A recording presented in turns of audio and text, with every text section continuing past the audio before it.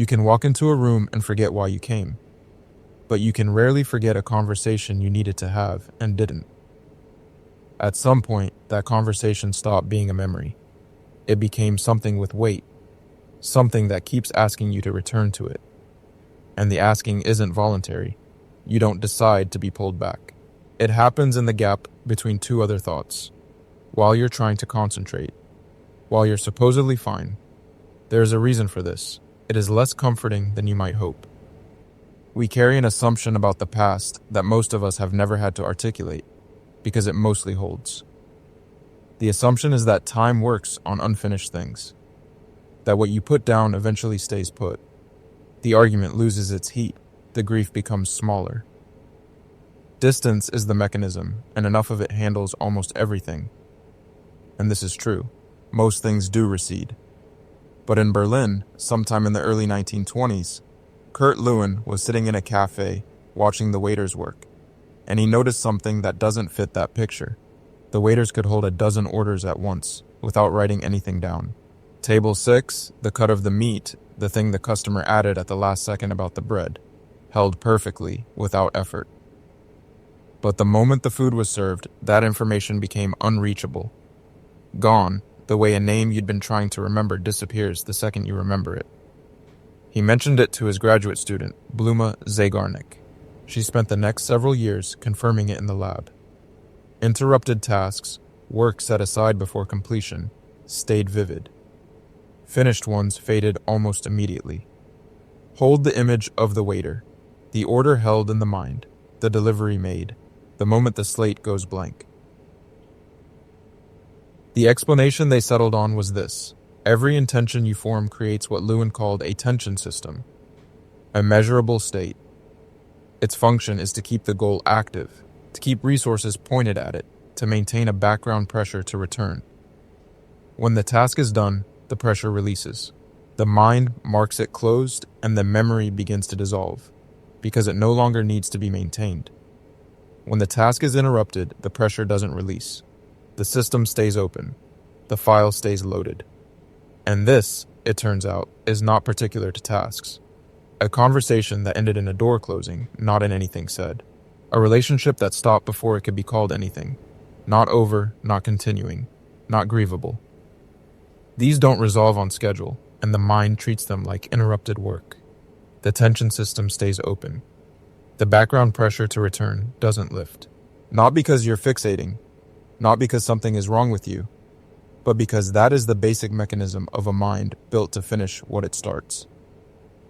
There is a phrase for the specific version of this that happens with loss. Pauline Boss coined it, ambiguous loss. She was working with families of soldiers listed as missing in action, fathers and husbands who were neither confirmed dead nor coming home. No funeral, no ending. The grief had no event to attach to, no point at which it could say, "This is done now." She later found the same structure in families caring for people with late-stage Alzheimer's. The person they knew was still physically present, but had become someone they could no longer reach. The loss was ongoing, continuous. It refused to declare itself finished.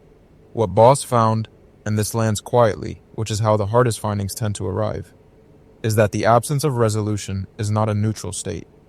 It is an active one. The system keeps working, not as compulsion or pathology, as basic function. A mind designed to close what it opens, confronting something that cannot be closed. The particular exhaustion of this is different from ordinary grief. Less sharp, more like a slow drain than a wound. Something you can manage for long stretches, then suddenly, unexpectedly, cannot. The obvious answer is, close the loop. Find the ending the system is working toward. And when that's possible, it helps. Research on rumination shows that even partial re-engagement with an interrupted task reduces its hold.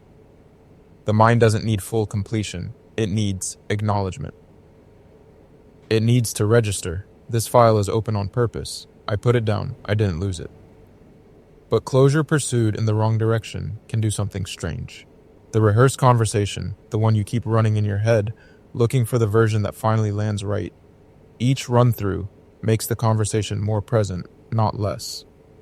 You are now maintaining two tension systems, the original unresolved thing, and a second one built entirely from the attempt to resolve the first. The seeking becomes its own loop. And then there is the case where closure isn't on the table at all, the loss that won't confirm itself.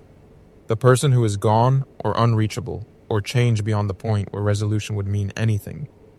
What the mind does in that case, what it actually does, functionally, I find this genuinely hard to answer. I've sat with it. I keep landing somewhere short of a clean answer, and I've started to think that might be right. Not a failure to think it through, but an honest accounting of what the situation is. What I think I've come to is this. The drive toward resolution is structural. It is not a weakness. Lewin was right. We are field creatures, oriented toward completion, pulled constantly toward the close. That pull produces most of the good things a person does. The trouble is that it was built for a world where most open things can still be returned to. There is something that happens, not a cure, not even resolution, when you stop spending energy on the pretense that a loop is closed when it isn't. When you locate it, name it as an open file, not a failed one.